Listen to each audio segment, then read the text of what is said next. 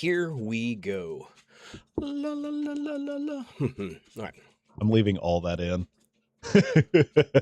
I hope you do. That's the bloopers. All right, here we go. All right. Hello, rabbits. Welcome back to Rabbit Hole Roulette, the show where curiosity spins the wheel, facts get a little stranger than fiction, and every episode sends us tumbling down a brand new rabbit hole. I'm Tonio, alongside my co-host, Maddie P. over there. Whether you're a longtime rabbit or you just stumbled into the Warren here for the first time, we are both glad you're here. Remember, not every mystery has an answer. Not every story has a happy ending, as you've heard. And sometimes the truth is far more unbelievable than anything we could ever make up. With that, Maddie P., any fun fact for us today? You want to start it off with a fun I got fact? one. Apparently, a California man had to be rescued from a campground sewage tank after his attempt to retrieve his dropped sunglasses into the toilet turned into a sticky situation. I am going to go out on a limb and say, or hope, that those had to have been some sort of meta smart glasses or something that were super expensive. Be climbing into a sewage tank at a campground. That's his aviator. Yeah, just his, it's I bought these from the 7-Eleven. I can't let them go. So the only thing I have on this trip, guys. I gotta find these Priceless sunglasses. I don't know. There's anything I would go into the sewage tank for. I mean, maybe my dogs or my kids. You know what? Maybe? I bet they were. I bet they were Maybe? limited edition Bucky's sunglasses. Had to have been. Is that a thing? Had to. I'm sure somewhere in Bucky's are Bucky's sunglasses. Go over the typical Ray-Ban or Oakley's. Maybe. I don't know. You're probably right. Obviously, it's probably the smart glasses. I mean, I would hope, but even still, to climb into a campground sewage tank, like I'm grossed out reaching into my own toilet if I drop my phone in there or something. I am not going. But why do you drop your phone in the toilet? But I would. So there used to be a thing. People would keep their phones always in their back pocket. So when they would turn around and drop their pants, their phone would go bloop out of their back pocket. That happened to many people. I tend to keep mine on my butt crack. And that's how that happens. You give it a little pinch. I'm just saying the pocket's better. Yeah, the pocket's probably a better storage. Is that why you went with the iPhone Plus Ultra Mega Edition? It's large. It's the big one. I can put so much stuff in that pocket. Thick ass OtterBox case. You just got it's so big. Jesus. Oh, it's so big and black and thick. All right. So hey, that takes me to my fun fact, the big news. If you're a World Cup fan, so I love a good Cinderella story. I don't know if you're a football or a soccer fan, however you want to describe that. But did you know about the little tiny country of Cape Verde? They become the biggest surprise story in the World Cup, advancing to the knockout round, despite being the tournament's smallest nation. I hadn't heard anything about it, but I also don't follow soccer. Yeah, they've got like a population of 5. Yeah, their population is like 5 people, and they're in the knockout round here, so they're up there with the bigs, so they can compete apparently. So it's a good underdog story if you're into underdogs. And I think that'll that end up being a movie at some point. That'll be a sports movie if they do well. It's like Butler back in the early 2000s making the Sweet 16 or the tournament or something like that, right? Remember that story? Was it Butler? And there's been a few. Yeah, there was hang on. I forget what the name of that one college was, but they made it deep into the tournament, and their thing was that they just threw a ton of alley-oops, and that's how they ended up beating, because nobody expected it. Oh God, was it some out of Hawaii or something? I don't remember. It was a very small college, but they made it into the tournament and made it deep into the tournament. They were everybody's favorite at that point to win. Everybody was rooting for them because it was just a college nobody had ever really heard of or paid attention to when it come to basketball. So yeah, everybody loves a good Cinderella story in sports for sure. I'm gonna put something out there. I have never seen the movie Rudy. Speaking of underdog stories, I've never seen Rudy. Your face looks like you've also. Oh no, I've seen Rudy. That's a look of disappointment. No. Oh. I'm Remember that. Hey, so let's speaking of disappointment, let's get in this spin and see who's going to be disappointed. Welcome back to the telling their story. podcast. Let's see who's Oh, going to be telling the no. story. These rabbits are anxious for episode 4. Is that episode this 4? will be episode 4, halfway through the season. So let's spin to win and see who takes the cake for this one going. here. Spin to win. Speaking of disappointment, That was funny. So terrible. All right, you ready for this? Current score is 2-1. No, we're keeping tally now. By the end of the season, it's going to be 4-4. No. You know that, right? You know I only have 2 left, and I have the one that you don't want to talk about. Oh gosh. Okay. I am praying so hard right now for one topic. All right. It's going to be disappointing. God, I'm so I have 2, and I'm excited about both of them, but just because of your constant reactions to the one, I'm. Why does yours always spin? Oh yeah, yours automatically spins. Mine's always spinning. Here Mine we go. Does not spin. No. All right, Boom. still a good Nailed one. it. So, that means the next time that wheel lands on me, we only have one left. Then it's you for the rest of the season. That's a brilliant deduction. Brilliant deduction. There's only one left. I can't stand you. I hope you guys have enjoyed this podcast. So good. Oh boy, stop sharing. There we go. Back in the right screen. Yes. All right. So, worst day in Texas. And you actually did guess this one right. We are going to be talking about the Waco siege. This one's fascinating. There's so much to this. This is one of my favorites. So, for those of you who don't know, the Waco incident took place in, I believe it was 93. Yeah, 93. In Waco, Texas, which is why it's called Waco. The main thing behind this was that it was a cult that had set up a compound in Waco, led by, what was his name? David Koresh. Yep, David Koresh. The cult was known as the Branch Davidians. So a little narcissism there, naming his group after himself. But what is fascinating about this one compared to some of your other cults like Heaven's Gate or your Jim Jones and your Manson family is that these guys technically never killed anybody, from what I understand, the cult themselves. However, they were in trouble with the Bureau of Alcohol, Tobacco, and Firearms, or the ATF, which is where the blunder comes from and why I call it the worst day in Texas. So basically this cult set up shop in their they called it the Mount Carmel Center. So they set up shop there and they were in trouble for stockpiling illegal weapons, basically, is what led to the ATF getting involved. Now, there are some other theories that there were a lot of children in there that were being potentially mistreated and used for other nefarious ongoings with the leader.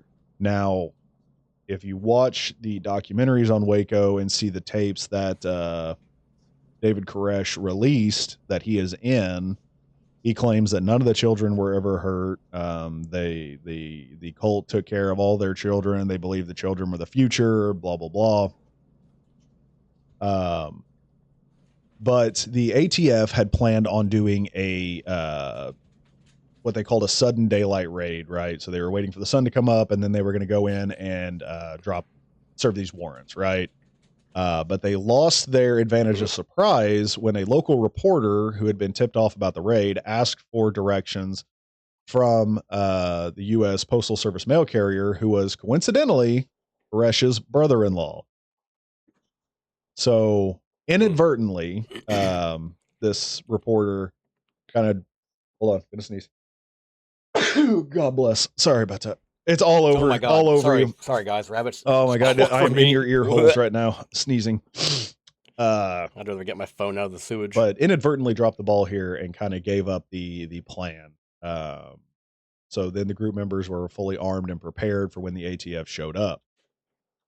So there was a standoff for quite a while between the ATF and the FBI, and I think it was the Texas Rangers as well, right? Were there the Texas police force Yep. versus the not Walker, no, Texas R.I.P. Ranger, Chuck by the Norris way. was not there. Had he have been there, this would have been over a lot sooner.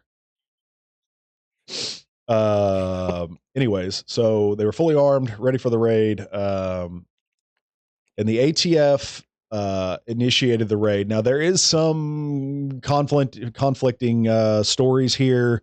So the ATF, the FBI, they all claim that somebody from the cult shot first. They all claim that they heard the shot and they fired back. But surviving members from the cult say, no, absolutely not true. They shot at us, so we shot back. Somebody had an itchy trigger finger. Fun fact, the movie Red State, I think is what it's called, by oh God, what's his name? Kevin something. He plays Silent Bob and Jay and Silent Bob. Kevin Smith, thank you. Kevin I couldn't Smith? get Kevin James out of my head. Wrong Kevin. His movie Red State is based off Could you imagine if Kevin James was in Clerks? I think it would have been pretty funny. A young Kevin James in Clerk. I mean, I liked King. I like King of Queens. That's all I'm going for right there. Being good. Little Paul Blart. All right, anyway. Mall cop. So this gunfight that took off resulted in the death of 4 ATF agents and 6 Branch Davidians.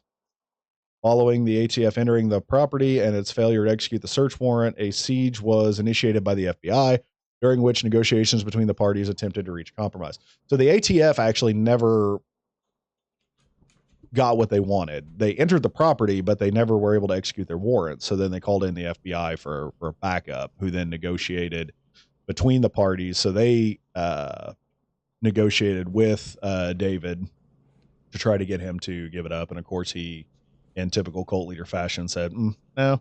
Now, this was not a quick thing. This took a minute. So after 51 days. Let's say days, weeks, right? Yeah. So you're coming up on 2 months at this point of this standoff in Waco. So these guys were prepared. They had food, they had water, they had shelter, they had guns. Yeah, they were full doomsday setup. They were ready for this. At this point, after 51 days, the FBI, and this is back in 93, the FBI launched a tear gas attack in an attempt to force the Branch Davidians out of the compound's building. So let's be clear. 2 of the reasons they're doing this is because they know they have illegal weapons, and 2 is because they know there are children in there that they want to try to get out because they are fearful for the children's safety living with this cult. So let's throw some tear gas in there. Yeah, let's tear gas it. It's fine. You know, they cry when you get shampoo in their eyes. You may as well tear gas them. They'll survive. I mean, it's known as the worst, most poorly executed ATF FBI scenario of all time. I mean, it was a complete blunder on all accounts. It was just bad from beginning to end. So if you ever need a case study on how not to de-escalate a situation, so this one would probably get assigned to every leadership course. Oh yeah. That nobody ever wants to attend. Yeah. 100%. 100%. Yeah, no, I completely agree. And then shortly after they chucked in the tear gas, the Mount Carmel Center became engulfed in flames. So isn't there some weird theory on, did the tear gas actually ignite like tapestry, or did the Davidians start their own fire? I can't imagine they would start their own fire inside. No, you've heard that theory, right? Yeah. To try to make them look even worse or something. Yeah, I doubt it. I mean, they held out for 51 days. I doubt they were like, let's set it on fire and make them look even worse. I mean, it could be, but that seems a little wild. And if you watch the videos with David Koresh in it, he does not seem like the type that just is willing to light up everything he's built. I mean, like I said, he calls his group the Davidians, so I don't think he was willing to just burn it all down. So he's not Jim Jones in the Kool-Aid here, right? He's not trying to do that. No. He's the opposite. He was more of the doomsday, let's rewrite history, take over the world kind of guy.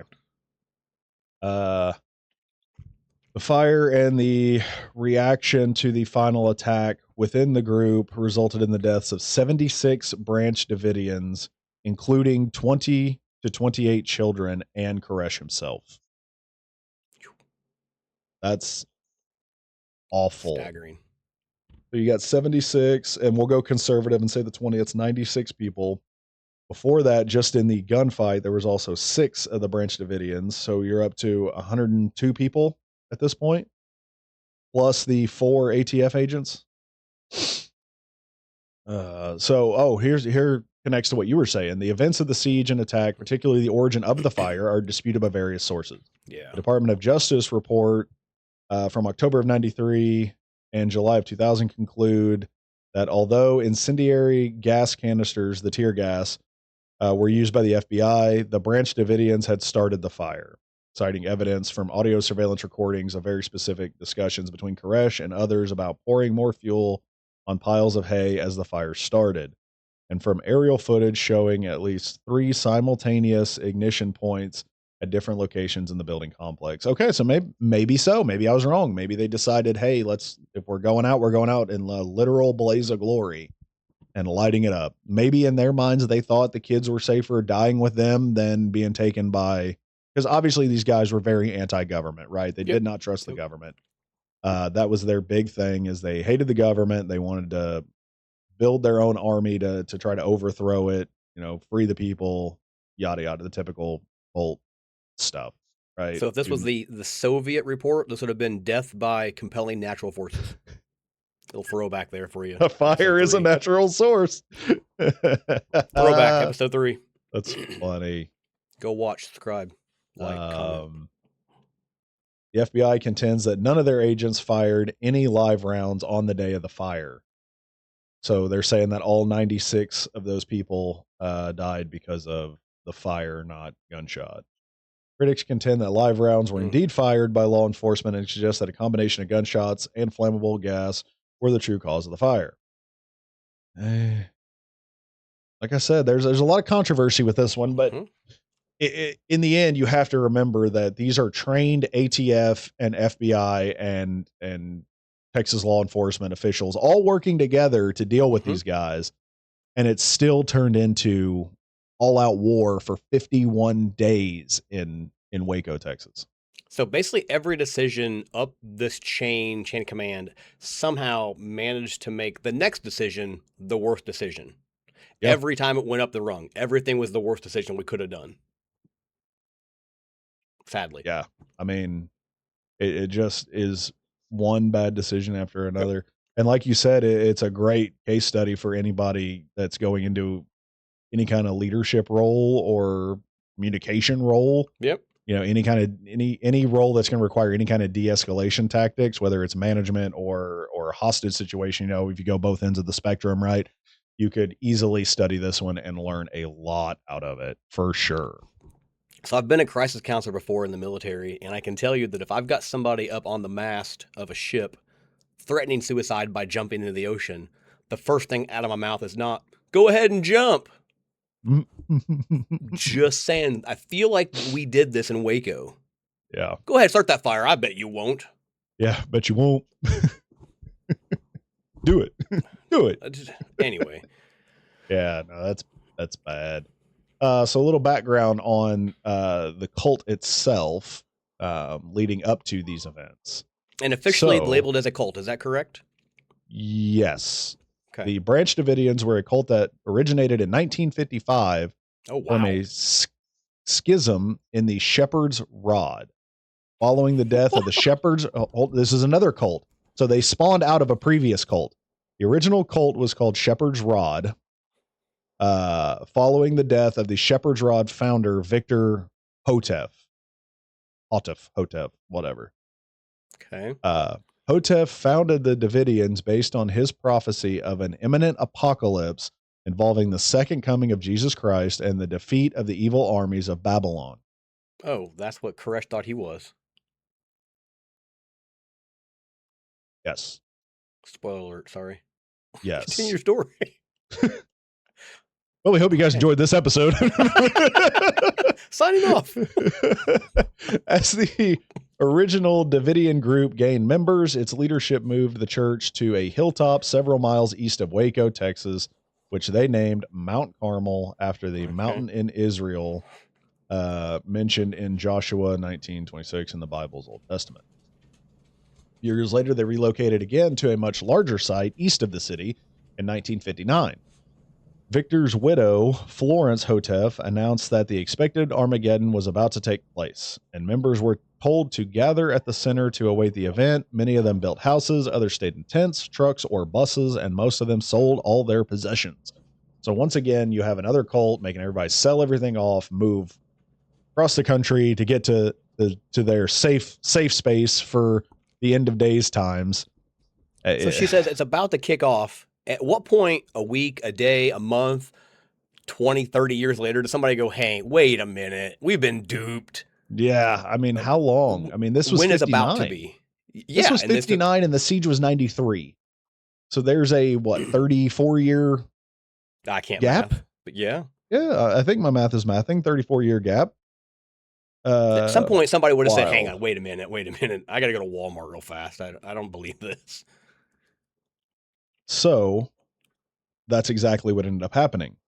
After the failure of this prophecy, control of the site at the Mount Carmel Center fell to Benjamin Roden, founder of the Branch Davidians Seventh-day Adventist Association. I did not know that piece. Or the BDSAA. Oh, okay. That sounds sexual. I'm going to shorten that up. Yeah, a little bit. BDSA. He promoted different doctrinal beliefs than those of Victor Hotef's original Davidian Seventh-day Adventist organization. On Roden's death, however, control of the Branch Davidians fell to his wife, Lois Roden. So what I'm noticing about this cult compared to some of the other ones, a lot of them don't allow for the women to have a leadership role. If the guy dies, it goes to somebody else. Yeah, here it goes to my wife.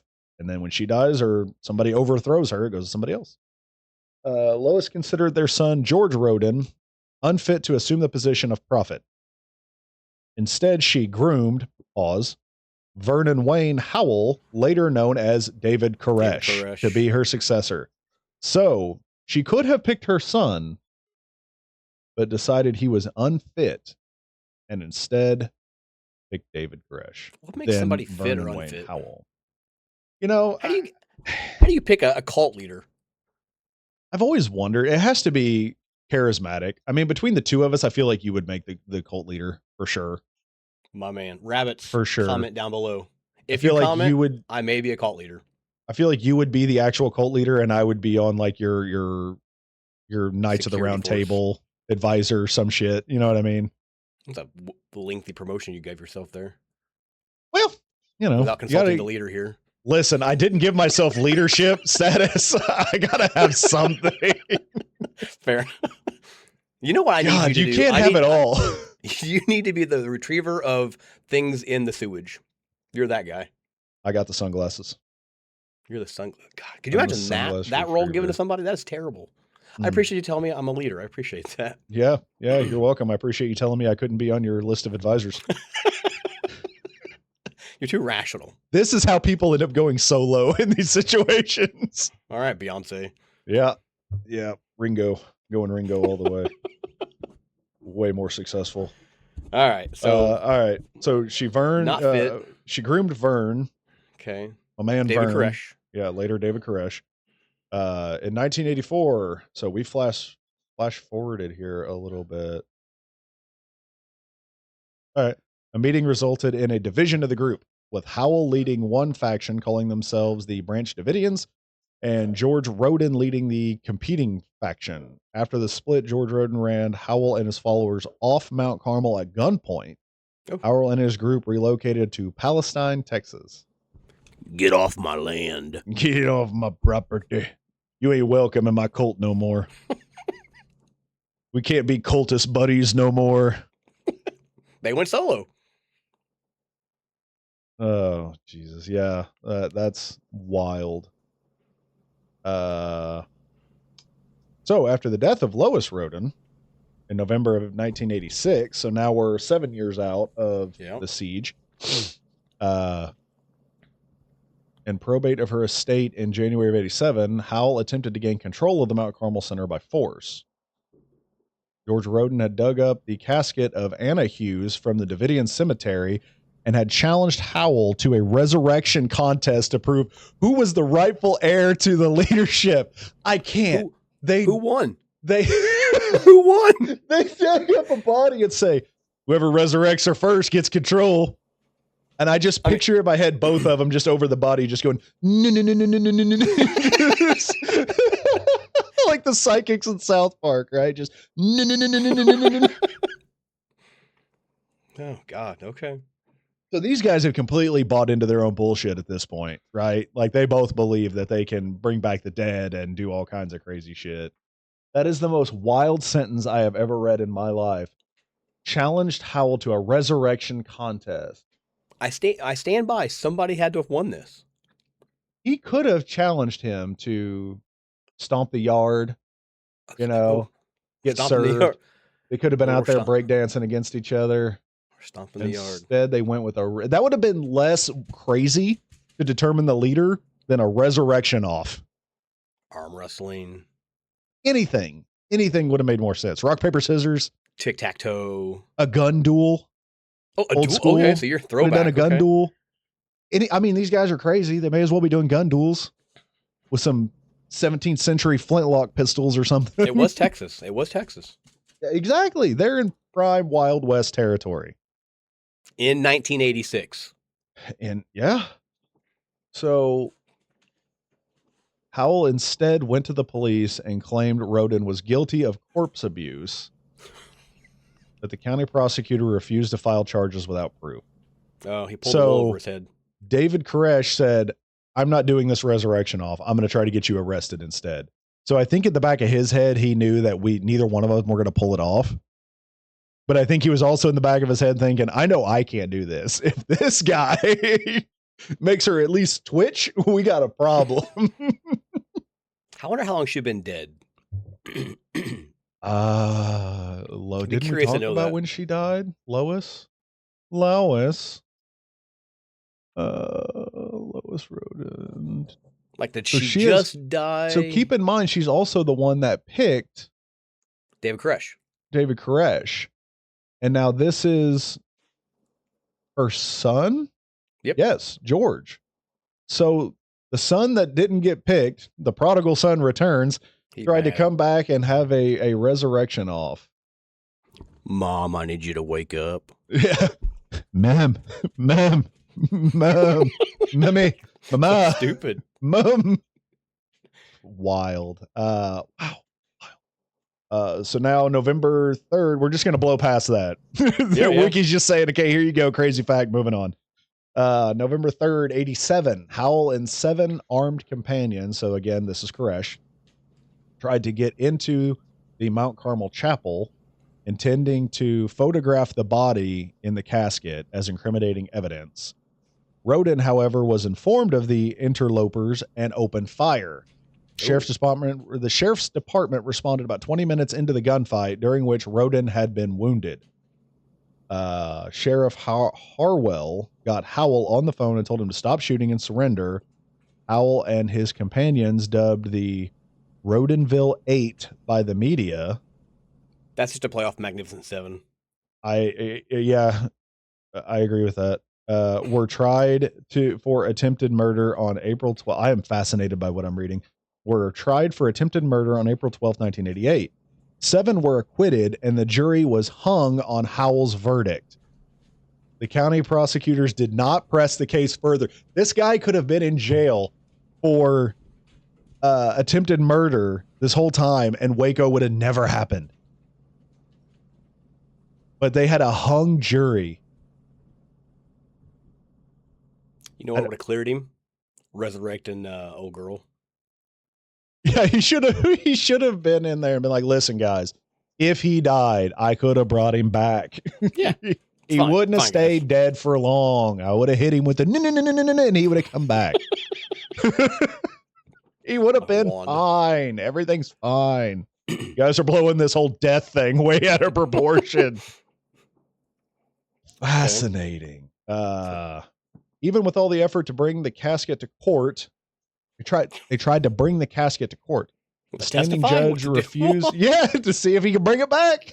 We're putting him on the spot.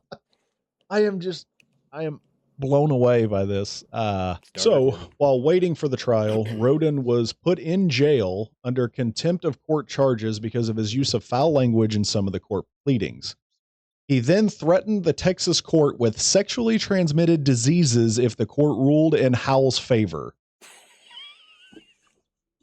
How does he implement those? In what way? in What's he gonna do there? How? What's his mode of I mean, I know how they are transmitted, but like, how is he planning to? I am so confused. This guy. Can you please go to sleep so I can give you this? Yeah. Excuse me. Can I use your bathroom real quick? Just leave stuff all over the toilet. Please drink this Kool-Aid. This is how Roofy started. That's wild. This guy is insane. Alongside these charges, Roden was jailed for 6 months for illegal motions he filed with explicit language. He then faced 90 days in jail for living on the property after being ordered to neither live on the property nor call himself the leader of the religious group in the 1979 case. Soon after the trial, several of Howell's followers moved from their headquarters in Palestine, Texas, back to Mount Carmel. In mid-1989, Roden used an axe to kill a Davidian named Wayman Dale Adar, who visited him to discuss Adar's alleged vision of being God's chosen Messiah. So another guy... I'll just solve that problem. I'll just kill you. Yeah, another guy popped up and said, no, I'm the prophet. And so he hacked him to death with an axe. Absolutely. So you think his rationale was, I'm going to kill you and see if you just resurrect yourself? Can one resurrect themselves? Is that a thing that one can do? I don't know how that works. Maybe. I don't think so. Yeah, I don't know how any of that works. He was found guilty under an insanity defense and was committed to a mental hospital. Of course he was. Shortly after that, Howell raised money to pay off all the taxes back on Mount Carmel owed by Roden and took legal control of the property. So now he officially owns the property. It was noted in an interview by 90 Minutes from the Davidians' attorney that the religious group had been back and forth to court since 1955. Wow. That's absolutely wild. Okay. So now we're in August of 89. Howell Koresh released the New Light audio tape in which he said that God told him to procreate with the women in the group to establish a house of David of his special people. So here it is. This happens in every single cult, does it not? What was the church group, the FLDS had the same thing. Which one's that one? Oh, the FLDS was the one their leader ended up getting arrested, but before that, his dad ran it and had like 50 wives. They believed that the more wives you had, the better off you would be when you got to heaven, and it was a whole thing. There were a whole lot of polygamy going on. That's another one that I want to get into at some point. So I don't want to. I mean, there's that. There's Heaven's Gate. There's Jonestown. There's a ton of them out there. But why is it most of the cults that are led by men end up with a polygamy angle? God told me that you had to sleep with me. Are there female-led cults? I'm sure there has been. Interesting. Rabbits, let us know. Yes, digging. If anybody knows off the top of their head any female-led cults, we would like to delve into that topic for sure. Where was I at? This involved separating married couples in the group who had to agree that only he could have sexual relations with the wives, while the men should observe celibacy. The men should observe celibacy? No, the men should observe celibacy. All the men except him were not allowed to sleep with anybody, including their own wives. I'm tracking. Only he could. All right, so he took them all. Hal also said that God had told him to start building an army of God to prepare for the end of days and a salvation for his followers. which is what they started back in 59 or 55 or whenever it was with Old Girl. Yep. Yeah, the original soon. coming soon premonition. It's like Yes. waiting for the GTA 6 release. Always coming soon. So Koresh, Howell at the time, then filed a petition in the California State Superior Court to change his name legally to Koresh. So he changed his name at that point in 90. So he only was David Koresh for 3 years. Cult leader for longer. However, he was only under that name for 3 years. Change his name. Okay. He then was granted that petition. And then 92, most of the land belonging to the group had been sold except for a core 77 acres. Most of the buildings had been removed or were being salvaged for construction materials to convert much of the main chapel and a tall water tank into apartments for the resident members of the group. Many of the members on the group had been involved with the Davidians for a few generations, and many had large families. So technically, this cult was around for a long time. So generational cult.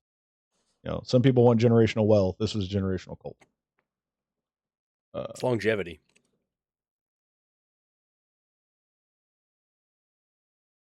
Oh, so I thought I lost you. no, sorry. February 27th, 93, the Waco Tribune Herald began publishing The Sinful Messiah, a series of articles by Mark England and Darlene McCormick, who reported allegations that Koresh had physically abused children in the compound and had committed statutory rape by taking multiple underage brides. Koresh was also said to advocate polygamy for himself and declared that he was married to several female residents of the small community. They proclaimed that Koresh had announced he was entitled to at least 140 wives, just nice round number, and that he was entitled to claim any of the women in the group as his, that he had fathered at least a dozen children, and that some of these mothers became brides as young as 12 or 13 years old. Damn. Yeah, so that's what I led to earlier with the police department believing that there was abuse amongst children there, on top of the ATF wanting to go in because of the weapons, right? Okay. Yeah, and then it goes back into stockpiling the guns, blah blah blah blah blah. The ATF used an affidavit filed by Special Agent David Aguilera, not Christina's dad, to obtain the search and arrest warrant that led to the Waco siege. The official filing date of this affidavit was February 25th, 1993. Allegedly, the initial investigation began in June of 92. So they were on these guys for about a year before all this took place. So yeah, you got to build evidence before you want to get the warrant, right? You have to legally do that. Allegedly, it began in 92 because a postal worker informed a sheriff of McClellan County that he believed he had been delivering explosives to the ammo and gun store owned and operated by the Branch Davidians. So they had a gun store in town. Snitches get stitches. I mean, or deliver explosives. Oh man, the store was named the Mag Bag. Oh, I like that. Had been identified by the postal worker as suspicious in deliveries. Worker. So my ex-girlfriend, her title was the Bag Hag. Oh. No relation. Oh. I was hoping there was a connection there. Maybe you dated a Davidian at one point and didn't know it. By name only. Oh, okay. The worker continued deliveries to the Mount Carmel Center and reported seeing occupied observation posts. In the affidavit, it states his belief that there were armed personnel at these observation posts. Well, yeah, that would make sense. It is an observation post. The county sheriff was notified in May and June of that year of 2 cases of inert grenades, black gunpowder, 90 pounds of powdered aluminum, and 30 to 40 cardboard tubes. So they're making pipe bombs. Yep. Aguilera. Fancy, the ingredients to that one. Yeah. Aguilera also noted that the Mag Bag had purchased several AR-15 M16 part kits. Some of the sellers of these kits were under investigation at the time by the ATF, and the ATF had seized illegal weapons from their previous customers. He stated, I have been involved in many cases where defendants, following a relatively simple process, convert AR-15 semi-automatic rifles to fully automatic rifles of the nature of the M16 to justify the ATF's involvement in the case. Which is fair. Fascinating. Yeah. And all because a mailman noted delivering suspicious things to this place, and there were observation towers up on the compound. Yep. And then again in 92, now we're going to add another layer to this. A local farmer. So now we moved away from the mailman. Now we're into the local farmer. And his wife reported to the sheriffs that they had heard machine gun fire. By the sound of it, it was likely a 50 caliber machine gun and multiple M16s. How does she know 50 cal machine gun sounds like? Well, maybe the farmer was former military. He was, but it was his wife, right? You said she reported? No, he and his wife reported. Oh, okay. Yeah, together. Sorry. That's a very distinct sound. So the farmer, Hayes, claimed that he was very familiar with the machine guns, having done a tour overseas in the U.S. Army. Okay. That's what I was hoping was the case, because, people say, oh, that sounded like a gunshot, and it's like car backfiring or something because they're not familiar with guns or whatever. The affidavit closed with Aguilera verifying the story via interviews made with associated parties and gun shops from which the mag bag purchased items. Among these items were over 45 AR-15 upper receivers and 5 M16 upper receivers. These kits contain all the parts of an M16 except for the lower receiver unit, which is the firearm by a lawful definition. Which you need. Yeah, you have to have that part. Admitting that neither the noise nor the items ordered were necessarily illegal. The AR-15, which the M16 rifle was adapted from, also has the designation for its serialized part on the lower receiver and comply with the National Firearms Act. So they technically weren't buying anything illegal from a gun standpoint. Now, the grenades, that's a little different story, and the pipe bomb materials obviously can be a very different story. Interesting. So now getting into the ATF raid part. So this is where shit goes downhill real fast. They use that affidavit to get their warrant, right? They allege that they had violated federal law. ATF got their search warrant for Koresh and specific followers on weapons charges, citing the many firearms they had accumulated, right? Now, remember, he did say in his prophecy in the tapes that he was told to build an army. So I completely understand why they wanted to go after these guys. This guy's saying, I need to build an army for the end of days. He's buying a ton of weapons, explosive material, all that sort of stuff. So I get why he's on the radar, 100%. But what makes that any different than a militia? Militias do the same thing without the religious aspect, right? Build an army. They build an army. Yeah. I want to say that we have the right to make a militia. I believe. I'm not versed in that. Yeah, but the militia doesn't also have the, like you said, the religious part, but also the potential 13 and 14-year-olds being married off to build an army. I'm just going on the building the army part of it. Sure. Devil's advocate. No, I get you. And that's what I said. I understand him being on the radar, and I'm sure most militias are also on the ATF's radar, just waiting for them to slip up. Okay. But fascinating. Okay. The search warrant commanded a search on or before February 28th of 1993 in the daytime between 6 a.m. and 10 p.m. The ATF made a claim that Koresh was possibly operating a methamphetamine lab, allowing them to obtain military assets under the war on drugs. So they are kind of playing the system here a little bit to be able to I think that's what it go in and get these guys. Interesting. The ATF ultimately received only a training site, medical equipment, and communication support, not combat asset. Although the ATF's investigation focused on firearm violations, not on illegal drugs, the ATF requested assistance from the DEA and the United States Department of Defense, citing a drug connection based on a recent delivery to the compound of chemicals, instruments, and glassware. A written testimony from a former compound resident alleging Howell had told him that drug trafficking was a desirable way to raise money, and several current residents who had prior drug involvement, 2 former residents who were incarcerated for drug trafficking crimes, and National Guard overflights, thermal imaging showing a hot spot inside the compound, possibly indicating a methamphetamine laboratory. That hotspot was the first fire. Potentially. Burning days in advance. Days in advance it was already burning. Yeah, it was just a campfire. They were doing their own little miniature Burning Man.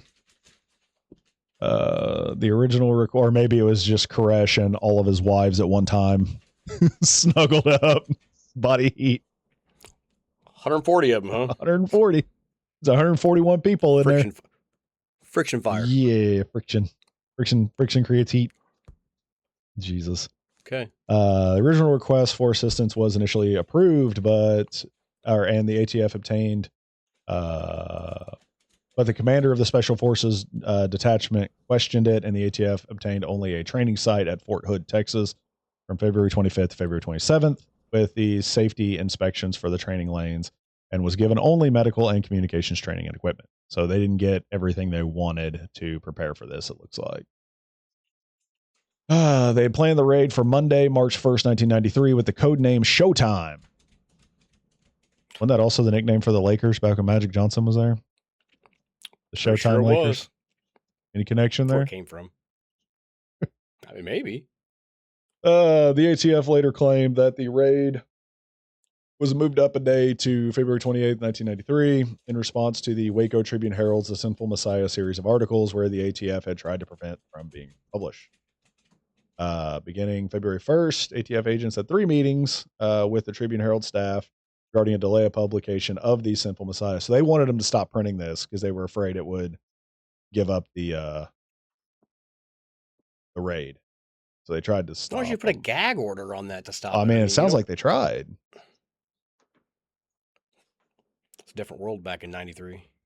So the ATF originally preferred to arrest Koresh when he was outside of Mount Carmel, but planners received inaccurate information that Koresh rarely left. Branch Davidian members were well known locally and had cordial relations with other locals. The Branch Davidians partly supported themselves by trading at gun shows and took care to have the relevant paperwork to ensure their transactions were legal. Branch Davidian Paul Fata, what a name, was a federal firearms license dealer, and the group operated a retail gun business called the Mag Bag, which we talked about earlier. When shipments for the Mag Bag arrived, they were signed for by Fata or Koresh or a Stephen Schneider. Morning of the raid, Paul Fata and his son Kalani were on their way to an Austin gun show to conduct business, so he wasn't there. But the guy that ran the gun side of the business for the cult was not there when all this went down. And that piece was legal. And his piece was legal. Allegedly. He had all the paperwork. Now, you're also in Texas, where gun laws are a little more lax, some would say, than other states compared to, say, a California or New York, right? But yeah, he would appear he had all the proper paperwork. He was federally licensed as a firearm dealer. Okay. So was that part of the business really needed to be investigated by the ATF? So February 28th, the ATF attempted to execute their search warrant on Sunday morning. The local sheriff in audio tape broadcast after the incident said he was not told about the raid, despite the fact that a member of his own department support staff was embedded with the ATF raid preparations team and is believed to have been the source of the media leak that ultimately cost the operation its element of surprise. Fascinating. Despite being informed that the Branch Davidians knew a raid was coming, the ATF commander ordered that it go ahead, even though their plan depended on reaching the compound without the Branch Davidians being armed and prepared. Why not reschedule? At that point, if they know you're coming, reschedule. Wait a week, a month. Why try to rush it? I feel like that was an ego trip at that point. The hard part about this is if you look back at, like, if this was like a giant meeting, you look back and read their meeting notes, the government were like, literally the government description is, we tried talking, and then we tried talking some more, and it got complicated, so we just went and pulled the trigger. Yeah, tear gas. Where is that? Where is that in the echelon of what to do, right? Yeah. I mean, where is that in your steps? That's step 3, guys. Yep. Talk, tear gas. Like I said before, the advantage of surprise was lost when the news reporter had been tipped off about the raid who had been tipped off about the raid, asked for directions from a U.S. Postal Service member, who again was Koresh's brother-in-law. Yeah, So, okay. Okay, now that makes sense. Koresh then told undercover ATF agent Robert Rodriguez that they knew a raid was imminent. Rodriguez had infiltrated the Branch Davidians and was astonished to find that his cover had been blown. The agent made an excuse and left the compound. When asked later what the Branch Davidians had been doing when he left the compound, Rodriguez replied they were praying. Branch Davidian survivors had written that Koresh ordered select male followers to begin arming and taking up defensive positions, while the women and children were told to take cover in their rooms. Koresh told them he would try to speak to the agents, and what happened next would depend on the agents' intentions. The ATF arrived at 9:45 in a convoy of civilian vehicles containing uniform personnel in SWAT-style tactical gear. Now, what's fascinating about this is they originally arrive in civilian vehicles. At a certain point during this raid, though, they bring in an armored vehicle and try to use it to break down the front door, but it doesn't work, at least not at first. The door or the gate? I believe it was the door to the actual compound, like on the compound. Interesting. They tried to ram it to get inside. Door. I mean, these guys built it up for end of days. You know, it should be able to survive an armored vehicle. I mean, I don't remember. It wasn't like a full blown tank or anything. It was more just like an armored, like almost like an armored SWAT vehicle or something. Personal carrier. Something like that. They thought, oh, we'll just use this to hit it. It may say later on as we get through this, but interesting. Okay. We're gonna try to just start speeding through this a little bit more here, I think. The question of who fired first has never been definitively resolved. That's what I talked about earlier. Each side says the other side shot first. ATF agents who participated in the raid testified in court and at congressional hearings that the Branch Davidians fired first, because of course they did. However, shortly after the raid, one ATF agent told investigators that a fellow agent may have shot first when killing a dog outside of the compound. Why though? If you are in that heated of a thing, unless that dog is attacking you, what are you doing target practice right now? I'm already pro Davidian. I've made my mind up. You killed the dog. That's wild. One of the ATF agents One of the first ATF agents out of the cattle trucks told Texas Rangers and Waco police shortly after the raid that they thought the first shots came from agents aiming at the Davidians' dogs.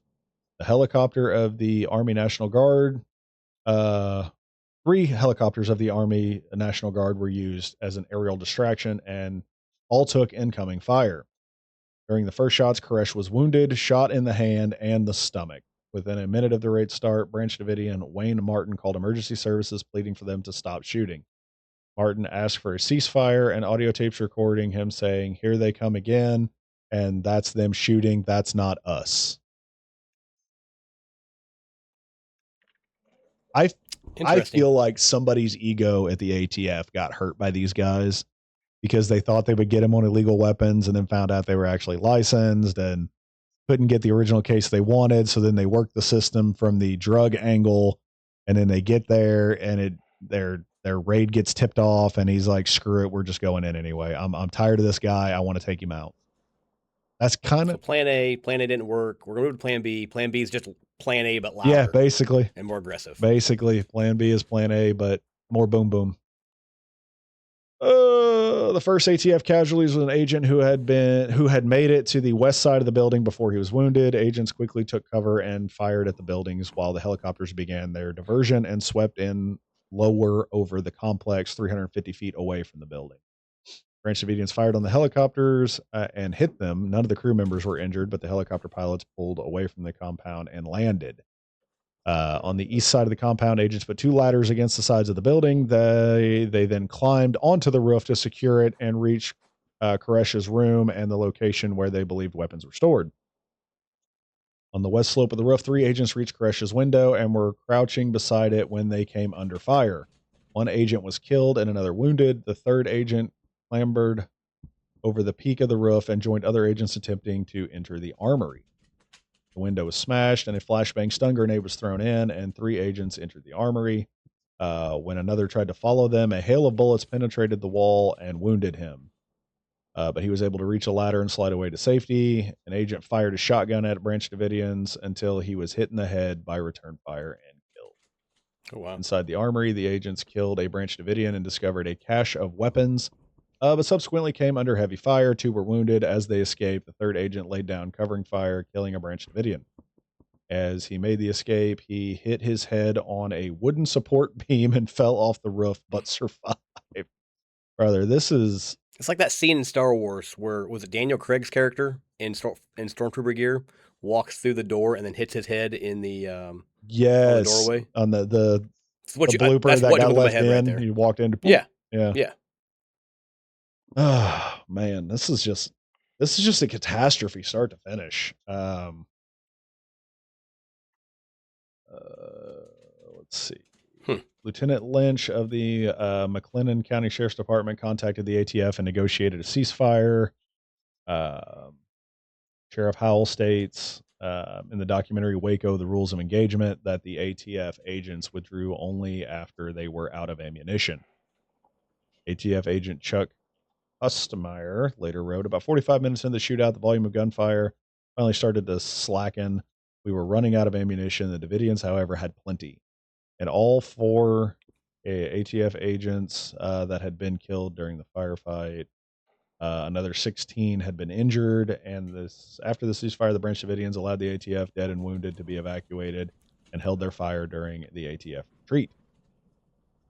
So, and that was what, day 1? And this went on for 51 days, we said, right, in the beginning? Yes. And at some point, like, Koresh is still alive through a lot of this, right? But very wounded at the moment. Shot in the hand, shot in the stomach, but still alive. But no fire, is that correct? No fire yet. No fire at this yet? Point. This is day 1, so I'm assuming the fire didn't start till day 51 at this point. Fascinating. So this is the initial ATF siege. However, after that was an FBI siege. It's taking turns at this point. Yeah. It's a swinger party. So they were originally negotiating with Koresh. So this is where, if you go and watch the documentaries, you see you hear the calls back and forth between the FBI and Koresh trying to negotiate a little bit here. They made an agreement with Koresh that the Branch Davidians would peacefully leave the compound in return for a message recorded by Koresh being broadcast on national radio. Broadcast was made, but Koresh then told negotiators that God had told him to remain in the building and wait. Despite this, soon afterwards, negotiators managed to facilitate the release of 19 children ranging in age from 5 months to 12 years old, all inside while the ATF is in there in a Wild West gunfight with the Davidians. But they were all released without their parents, so they only sent out kids. 98 people then remained in the building at that point. Children were interviewed by the FBI and Texas Rangers some for hours at a time. Allegedly, the children had been physically and sexually abused long before the standoff. This was the key justification offered by the FBI for launching the tear gas attacks to force the Branch Davidians out of the compound. Okay. So, my question. They interviewed these children without their parents. Now, I am no lawyer, but I have seen SVU, and I would say that's not okay to do. Could have been because coerced. You can manipulate children to say what you want them to say. 100%. Correct. So I don't know how much I believe in that. And that justification was offered by the FBI to both President Bill Clinton and Attorney General Janet Reno at the time. So that's how they got their approval from up top to be able to send in the tear gas. Wow. Interesting. Okay. During the siege, the FBI sent a video camera to the Branch Davidians. In the videotape made by Koresh's followers, Koresh introduced his children and his wives to the FBI negotiators, including several minors. All 140 of them? I don't think he ever got to the full 140. He said he was allowed up to 140. Koresh introduced his children to the negotiators, including several minors who claimed that they had been babies fathered by Koresh himself.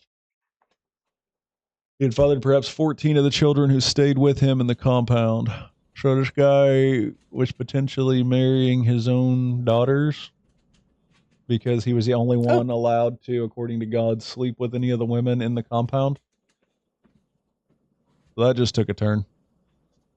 That just makes sense. I mean, you know, they had me in the first half. I'm not going to lie. I was considering converting to being a Davidian until that point. This was wild.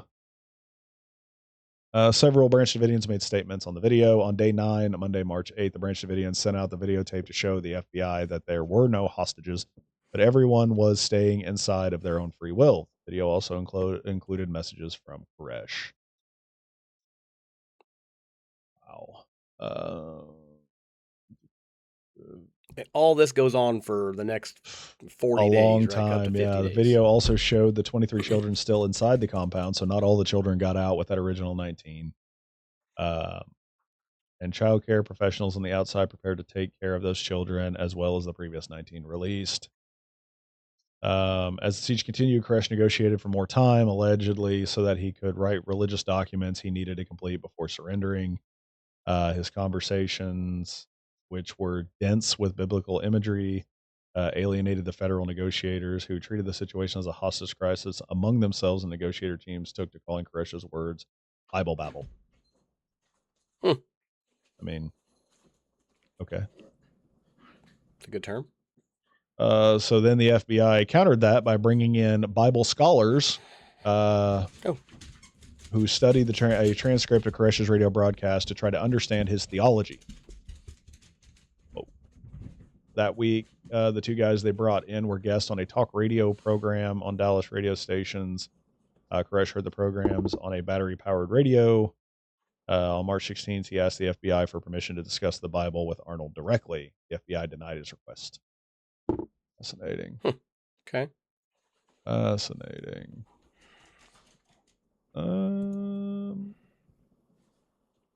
So the FBI had their own breakdown here at this point. So as the siege wore on, 2 factions developed within the FBI. One believing negotiation was the answer, and the other believed force was the answer. Increasingly aggressive techniques were used to try to force the Branch Davidians out. For instance, sleep deprivation of the inhabitants through all-night broadcasts of recordings of jet planes, pop music, Buddhist chanting, and the screams of rabbits being slaughtered. Okay. I don't appreciate that. As a fan of rabbits, I am not big on the slaughtering of rabbits. Why, though? That's insane. Here's what I was talking about earlier. 9 M3 Bradley infantry fighting vehicles were brought in. That's the one I was talking about they tried to use. So it does kind of look like a tank. Yeah, it is a tank. That's what they tried to use to knock down the door. The armored vehicles were used to destroy perimeter fencing and outbuildings and crush cars belonging to the Branch Davidians. Armored vehicles repeatedly drove over the grave of Peter Gint, despite protests by the Branch Davidians and the negotiators. Just driving over it. I'll show you. Just driving over. Drive forward. Oh, reverse. Is this a sacred space for you? Sister leader. Oh, my bad. bad. A shame if somebody just sorry, I didn't see it there. Let me back it up. Sorry. Just awful. Oh no. 2 of the 3 water storage tanks on the roof of the main building had been damaged during the initial ATF raid. Eventually, the FBI cut all power and water to the compound, forcing those inside to survive on rainwater and stockpiled MREs. So they were trying to starve them out and sleep deprive them out, and that's just wild to me. And that's what happens when you get into this, these I'm gonna say hostage scenarios, right? That's some of the things you do. You want to cut the power so they don't have any access. You want to cut we make it as uncomfortable as possible. Yeah. Basically. Yeah. And to include, at nighttime, you're going to play, Blair, Taylor Swift music or, whatever it was back in 93. No offense to Taylor Swift music. Sorry, Swifties. Don't come after me. But you're going to blare some obnoxious sound. You're going to, in 93, I don't know what, I love Tub Thumping. Yes, sir. You're going to blare some obnoxious music in the middle of the night so they can't sleep, right? Yeah. That's what this is about. Yeah, I mean, you got to do what. I understand, the tactic. I understand what they're doing here, but at the same time, I don't know.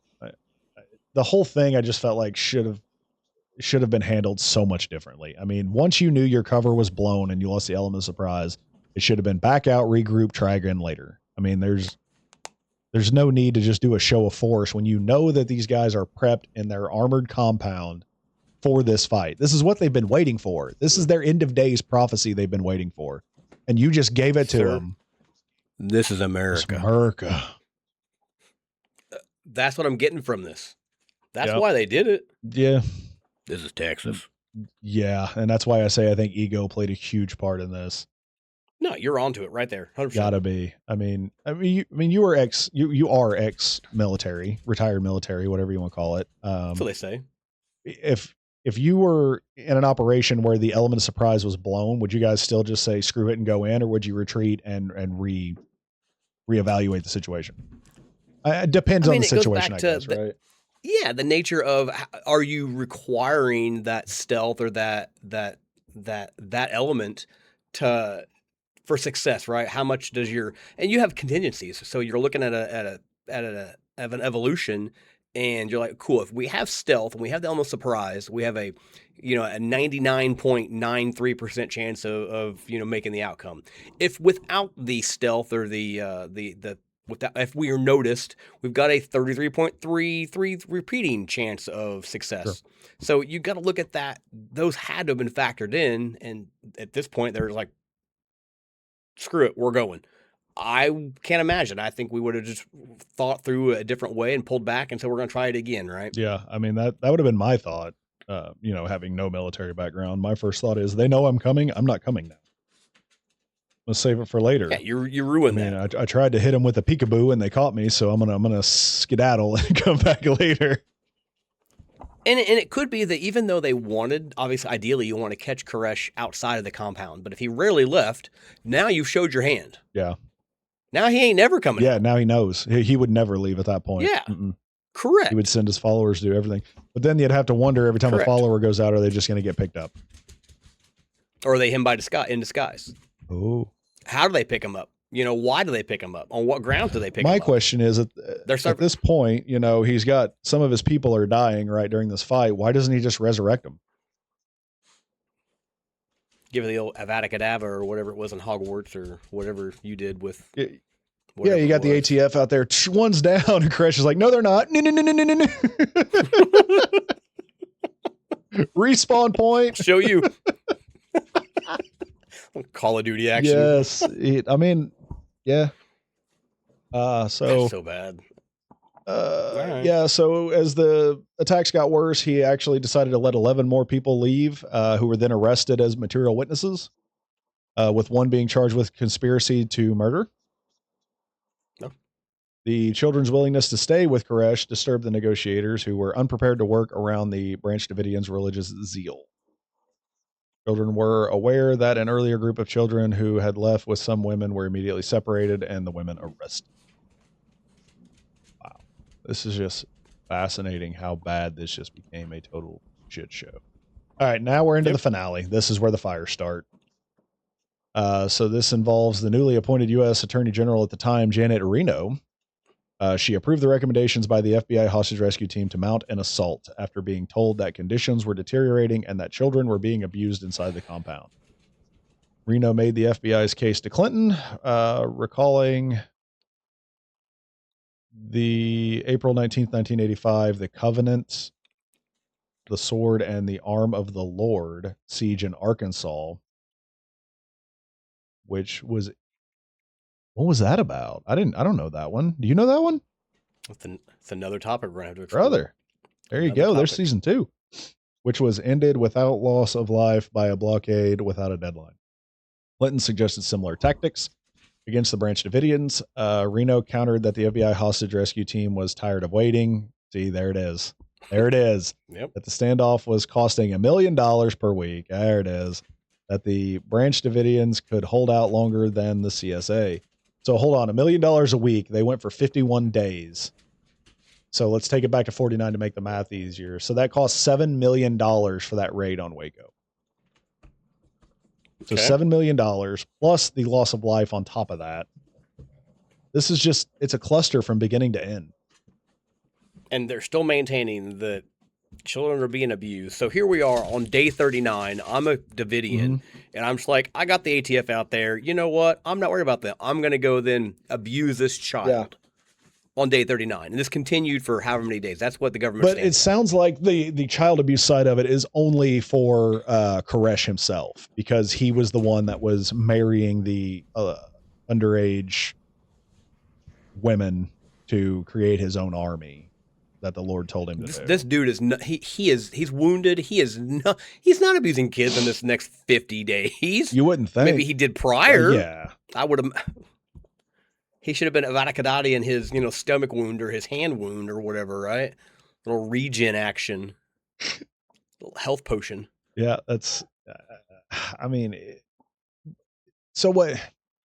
I'm not saying the child abuse didn't happen, because it does sound like it did. Sure. However, because of the tactics used by the ATF and the FBI to get to this point, oh, they're running drugs. Oh, they're running illegal weapons. Oh, they're manipulating the town, or whatever, right? It's like they just keep jumping from one thing to the next to keep being able to get approval, which then makes it hard to believe anything they say. Yes. Now, I'm not saying they were in the wrong for doing this, period. I'm saying the way they did it was the worst way possible. Worst case scenario. Everything is the worst. Oh, God. Clinton later recounted, finally, I told her that if she thought it was the right thing to do, she could go ahead. Good for you, Bill. He was busy with other things at the time. He couldn't be bothered. I'm aware. Yeah. I want to see that sex tape. Oh, my God. I don't think you do. Thanks for a cigar. Wait a minute. Rescue team told her that Koresh was sexually abusing children and beating babies. The FBI hostage rescue team later denied evidence of child abuse during the standoff.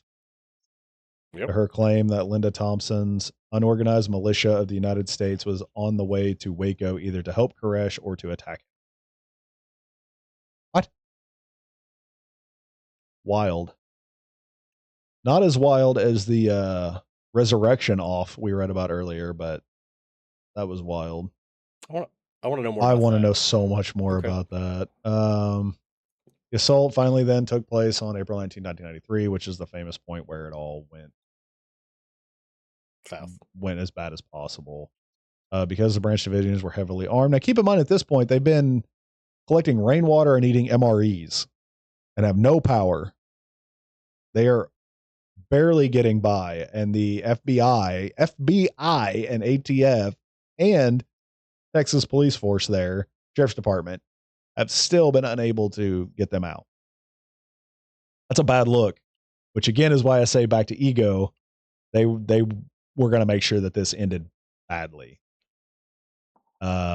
Which then makes me think, was the fire started to make sure that they couldn't just come back and set up shop in case they got out, with the court systems or whatever with the survivors? Baby, yeah. Got to wipe it all down. The FBI hostage rescue team's arms included 50 caliber rifles and armored combat engineering vehicles, the CEVs. CEVs used explosives to punch holes in the walls of the building. So that's kind of what I was talking about earlier, of the compound, so that they could pump in the tear gas and try to force the Branch Davidians out without harming them. The stated plan called for increasing amounts of gas to be pumped in over 2 days to increase pressure. Officially, no armed assault was to be made. Regarding the initial plan to tear gas the building, the spokesperson of the FBI, Carl Stern, claimed that input was taken from psychologists, psychiatrists, behavioral specialists, as well as scientific medical stuff. That is word for word what that just said. Medical stuffs. Loudspeakers were... Tear gas is the option. Yeah. Yeah, here's your loudspeaker. Loudspeakers were to be used to tell the Branch Davidians that there would be no armed assault and to ask them not to fire on the vehicles. According to the FBI, the hostage rescue team agents had been permitted to return any incoming fire, but no shots were fired by federal agents on April 19th. At one point, they were using like phone lines, I thought, talking between each other. Then now that's done. Now we're having a loudspeaker and having to you can hear us. We basically can't hear you unless you got a bullhorn. Which I'm sure they do for their meetings. Where the FBI had been permitted to return the fire. Where was I at here? When several Branch Davidians opened fire, the FBI hostage rescue team response was to increase the amount of gas being used. An anonymous official claimed that the reason for the FBI increased aggression was Bureau audio listening equipment inside the compound. This claim was neither corroborated or denied by FBI Director William Sessions. Interesting. The FBI hostage rescue teams delivered 40 millimeter Ferret brand tear gas rounds via M79 grenade launchers. Very early in the morning, the FBI hostage rescue team fired 2 military M651 tear gas rounds, CS gas rounds, at the Branch Davidian construction site. Around mid-morning, the FBI hostage rescue team began to run low on 40 millimeter Ferret CS rounds and asked the Texas Ranger Captain David Burns for CS gas rounds. The rounds procured from Company F in Waco turned out to be unusable pyrotechnics and were returned to Company F. Interesting. 40 millimeter munitions recovered by the Texas Ranger at Waco included dozens of plastic Ferret model SGA 400 liquid CS gas rounds. 2 metal. You ever been exposed to CS gas? No, I can't say that I have. I don't protest much. Brother. Yeah, nor do I. But it's not a good thing. You're just talking about, waking up in the morning at 7 a.m. You're waking up to a beautiful Texas morning, warm and maybe cool, I guess. But you're waking up and all of a sudden you go, and a gas canister lands in your bed or in your room, and this is spewing this beautiful CS gas. And next thing you know, you're just like snot pouring down your nose, your eye. I mean, it's not a good time. No, I can't imagine that was pleasant. But I would imagine they probably also had gas masks in that compound with everything else they had stocked up. That's usually like one of the first things doomsday preppers buy. They buy ammo, they buy a gun, they buy a gas mask. Like the first 3 main purchases. Gun, ammo, gas mask. That's your top 3. Wow. 40 millimeter munitions recovered by Texas Rangers. 2 metal M651E1 military pyrotechnic CS gas round. 2 metal NICO pyrotechnic sound and flash grenades, and parachute illumination flares. After more than 6 hours, no Branch Davidians had left the building, sheltering instead in an underground concrete block room, the bunker, within the large building, or using gas masks. So this whole time your plan is to gas them out, and you're not even getting the gas to them. The ones that come out to actually go get anything have gas masks on, and the others are down in a concrete bunker. With ventilation that probably runs a mile away from the facility. So this whole thing's a shit show. Whole thing, yeah. Your tactics are invalid. Around noon, 3 fires broke out almost simultaneously in different parts of the building and spread quickly. Footage of them was broadcast live by television crews. The government maintains the fires were deliberately started by the Branch Davidians. Some Branch Davidian survivors and other experts hold that the fires were accidentally or deliberately started by the assault, possibly by the pyrotechnic rounds used by the FBI. So that's what I believe. If the tear gas didn't make them leave, fire will. Fire will is my thought. 100%. Yeah. If we can't smoke them out, we're going to burn them out. Yep. That's the way it looks. It reads to me in this scenario anyway. 9 people left the building during the fire. The remaining Branch Davidians, including the children, were either buried alive by rubble, suffocated, or shot. Many were killed by smoke or carbon monoxide inhalation and other causes as fire engulfed the building. Koresh's top aide shot and killed Koresh and then himself. In all, 76 people died. A large concentration of bodies, weapons, and ammunition was found in the bunker storage room. The Texas Rangers arson investigation reports assume that many of the occupants were either denied escape from within or refused to leave until escape was not an option. It also mentions that the structural debris from the breaching operations of the west end of the building could have blocked a possible escape route through the tunnel system. So backpedaling now. Did they start the fires as a distraction, thinking they would use their escape hatch that then they found out was blocked off from the original fire. Trying to potentially. And then now you've got to shift blame, be like, whoa, wait a minute, we didn't start this fire, they did. They're the fault for this. All this other stuff is collateral damage. Trying to negotiate and get them out, and they didn't want to come out peacefully. But was that their plan was to escape through the tunnels? So they set the fire as a distraction only to realize they could not get out. Huh. Maybe. And maybe they did it themselves. Maybe. But you got to think somebody's watching that tunnel, right? If I have an escape tunnel, I've got somebody positioned down there. You know, we're still a go at this exit. Maybe, but maybe not. Maybe they just assumed that their escape tunnel was untouchable. But because of the armored vehicles and the tanks and everything, maybe that made it collapse. I mean, I don't know. I mean, you also got to wonder how good of structural engineers these guys were in this cult that also believe they could resurrect a dead body. I don't know. It's fascinating, though. Now, is that where the story ends? Yeah, basically, they thought they may have been thinking what I just said about potentially escaping through the tunnel. Autopsies of the dead revealed that some women and children, those whose remains were found beneath a fallen concrete wall of the storage room, had died of skull injuries. Only one body had traces of benzene, one of the components of the tear gas, but the gas insertions had finished nearly an hour before the fire started. That was enough time for solvents to dissipate from the bodies of the Branch Davidians that had inhaled gas. Sounds like my dogs are going wild. Sorry. That's all right. Autopsy, I can't hear it. Could be. Autopsy records also indicate that at least 20 Branch Davidians were shot, including Koresh, and that 5 children under the age of 14 were shot. Three-year-old, I'm not going to say the names. A 3-year-old was stabbed in the chest. The medical examiner who performed the autopsy believed these deaths were mercy killings by the Branch Davidians trapped in the fire with no escape. The expert retained by the U.S. Office of Special Counsel concluded that many of the gunshot wounds support self-destruction, either by overt control-alt-deleting themselves or consensual execution, or less likely forced execution. So, interesting. All this to say, if you have a plan and you lose the plan, maybe come up with a new plan versus trying to stonewall or bulldoze your way through. I mean, yeah, right? That's that you would think. Yeah, it's a fascinating nothing story. was left of the buildings after the fire. They let it completely burn before they put it out.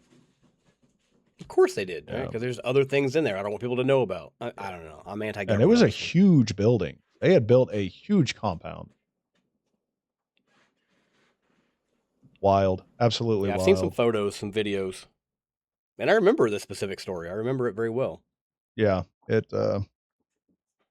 was definitely news. I unfortunately was like 3 years old at the time, so I had to find out later on via history, but here I am showing my age. You're welcome. It is what it is. Yeah. So Tony, final thoughts on Waco. What's your opinion? What's your take?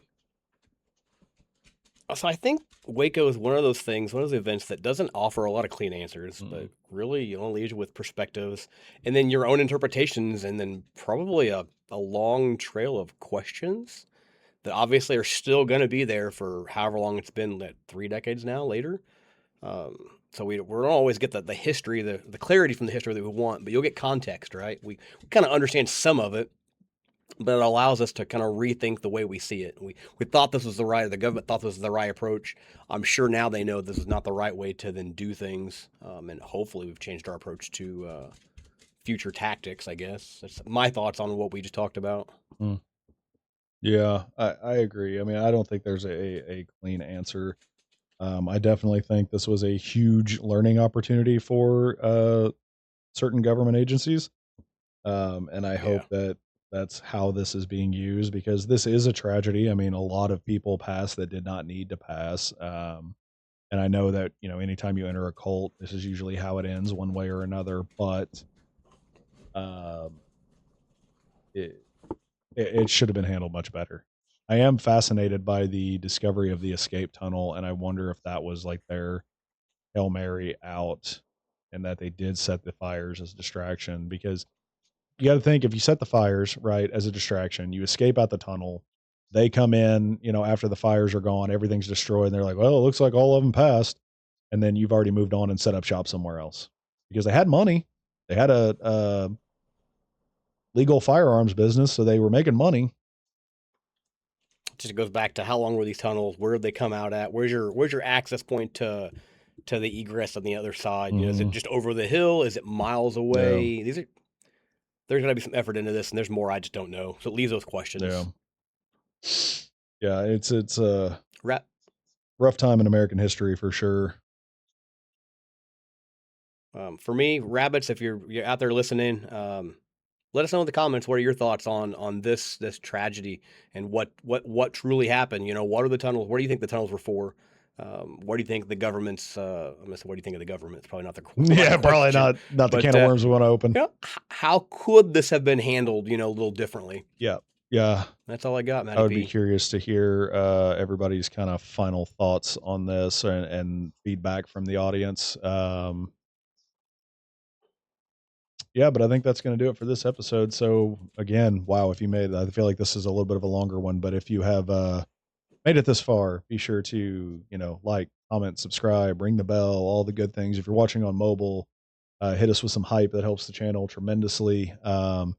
Don't forget to drop in the comments potential topics that you would like to see discussed that may very well be entered into the subscriber wheel for the season finale episode, where we will both be going in blind with one of your guys' pick topics. But until that time, Tony, I think we're ready to sound off on this one. I would agree. All right, we will see you guys then in the next episode. Hope you enjoyed. Goodbye, rabbits. Laters.